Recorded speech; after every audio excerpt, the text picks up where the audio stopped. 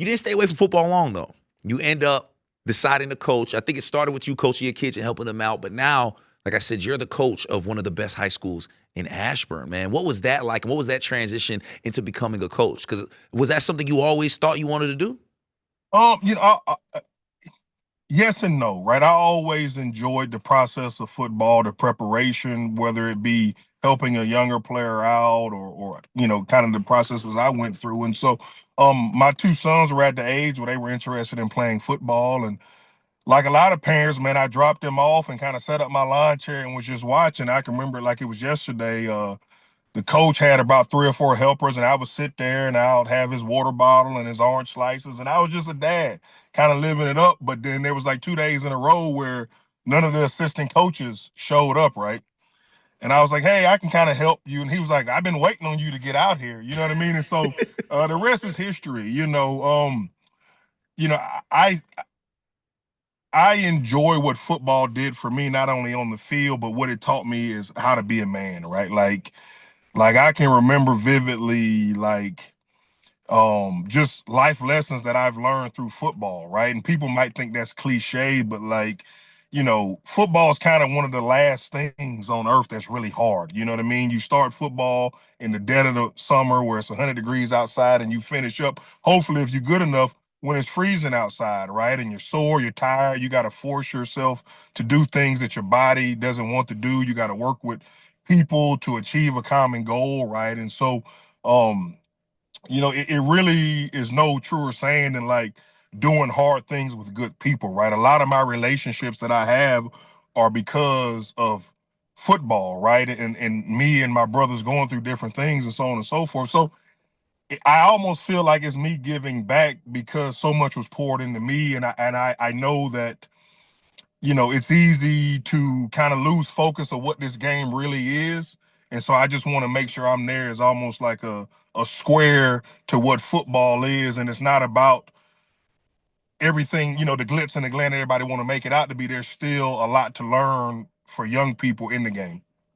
And it's not just you reaching out to young people and helping them out, man. Your staff has a few ex-Redskins on there, a few of your former teammates. Why was that important for you to add some of those guys and adding a Logan Paulson and guys like that that you had played with? Why was that important to you? One, they're really good men, right? I knew what type of cloth they were cut from. I knew they cared about people, and I knew they were in it for the right reasons. You know what I mean? Like between Logan, Rock Cartwright, Kerry Campbell, we have another, Mike Geeter played running back he, went to Yorktown High School, played running back in North Carolina. Greg Fenner, which was a Stonebridge alumni that played, I think he started the program down there at ODU. I wanted to get men that I knew cared about young people to teach them the game of football, right? Because it's not about us, right? Like I always tell my sons, man, like keep pressing forward, man. I'm not gonna walk in front of you. I'm just gonna make sure you don't fall, right? So if we can help elevate these young people, man, to live out their goals, not on the field, to like, be great husbands and great fathers and great leaders in the community, man, that's the true success and the true reward, especially when you talk about high school sports. And I can't imagine anything more rewarding than getting to see your sons do it, getting to see them find success, get college offers, get love, get things of that nature, man.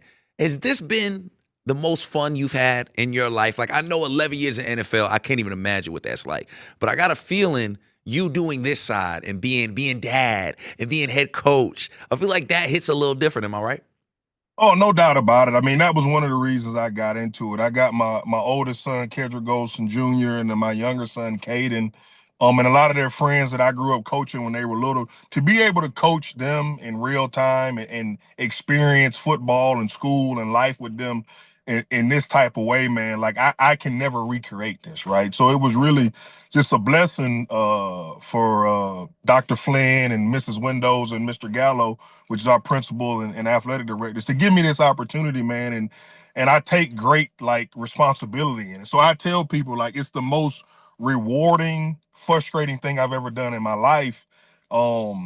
because when I was playing, it was all about, hey, how do I prepare myself, making sure I take care of my business. Whereas now I got 60 kids I'm worrying about, and I got 11 coaches that I'm trying to make sure. But with all those people that I have around me, I'm only as good as my coaches and the players and administration around me. So got great people around me, and had a good season this year. We lost to Maury in the state semifinal, so looking to bounce back and bring Stonebridge to their rightful place at the head of the state of Virginia.